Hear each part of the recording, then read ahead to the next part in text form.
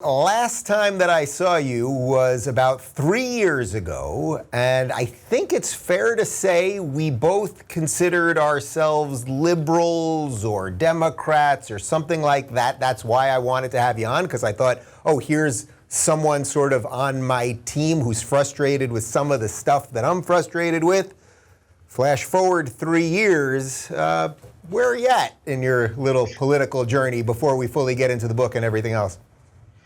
As usual, still having trouble with labels. I mean, I wrote an essay called Why I Am Not a Progressive.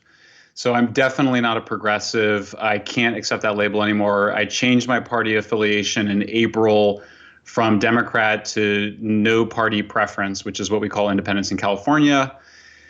I have two books out, one last year, one this year, Apocalypse Never and San Fransicko, where, I wrote them in part because I just wanted to sort of articulate what I believe, based on reading the evidence and what my views are, because I think labels are so inadequate.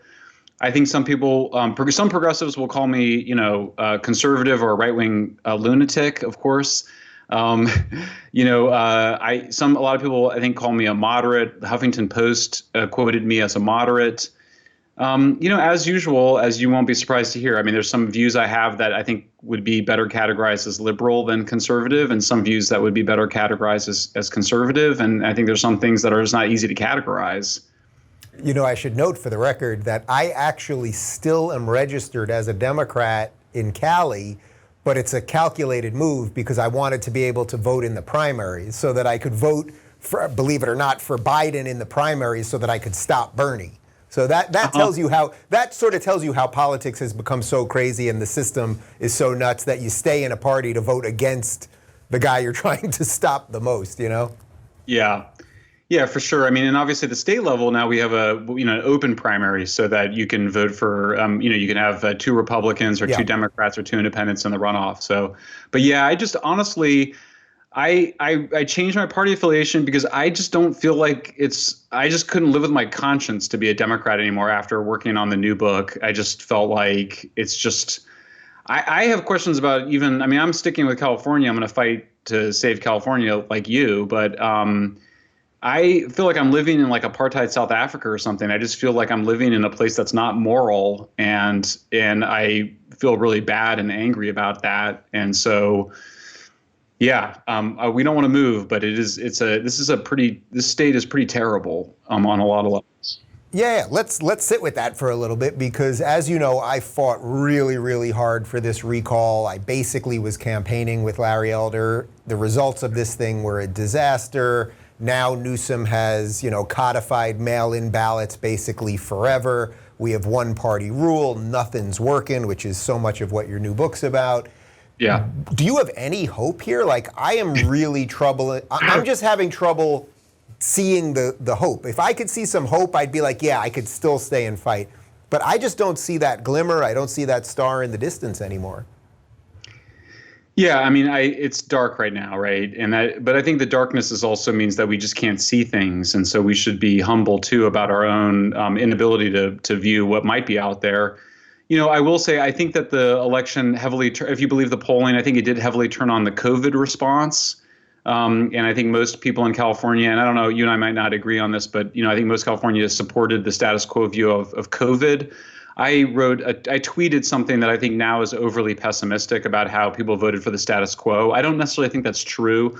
We have polling data that also shows high levels, 75, 70, 80% support for basically, I think the common sense things that I think you and I will agree that we need to do about the open air drug scenes, what we euphemistically call homeless encampments. So I do think there is public support for a lot of the stuff that we need to change. But yeah, I mean, we have I think we have a leadership challenge. I surprised myself, and I did feel like I needed to endorse somebody. I ended up endorsing Kevin Faulconer in the recall.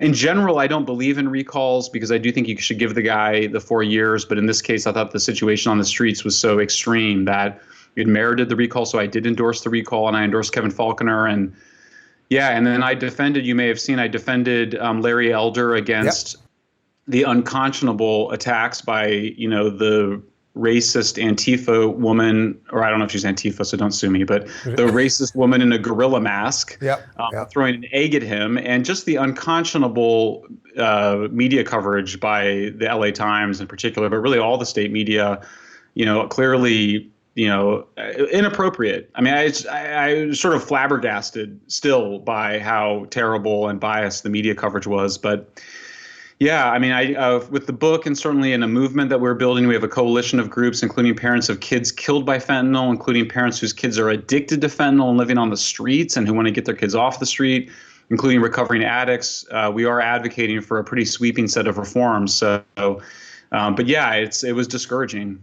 If you're looking for more honest and thoughtful conversations about politics instead of nonstop yelling, check out our politics playlist. And if you want to watch full interviews on a variety of topics, watch our full episode playlist all right over here. And to get notified of all future videos, be sure to subscribe and click the notification bell.